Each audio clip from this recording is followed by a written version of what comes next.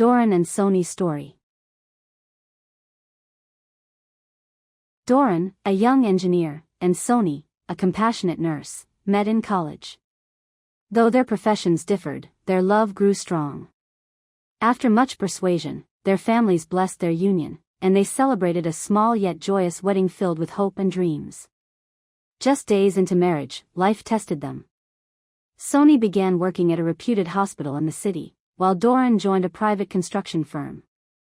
Their future looked promising, until fate struck. Within months, Doren's company collapsed due to financial troubles, leaving him unemployed. Despite his relentless search, he failed to secure another job. The burden of household expenses fell on Sony. As the days grew harder, frustration crept into their marriage. "Why did I marry an engineer who cannot even earn?" she would argue bitterly.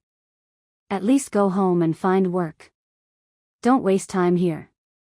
Hurt and ashamed, Doren returned to his village, determined to rebuild his life. Sony, though still in the city, vowed not to meet him again until he found success. Their separation was painful, letters went unanswered, calls grew rare, and both suffered in silence. But Doren did not give up. In his hometown, he repaired machines, learned new software, and took freelance projects. Years of perseverance paid off. He founded a small engineering firm that slowly expanded across states. Meanwhile, Sony advanced in her nursing career, earning respect and promotions. Yet, despite her achievements, an emptiness lingered in her heart. She never forgot Doren, quietly holding on to the hope that he would one day return stronger. Nearly 5 years later, fate reunited them. Sony received a call from the director of a new hospital project, none other than Doren, now the chief engineer of the building. When they met again, tears welled in their eyes.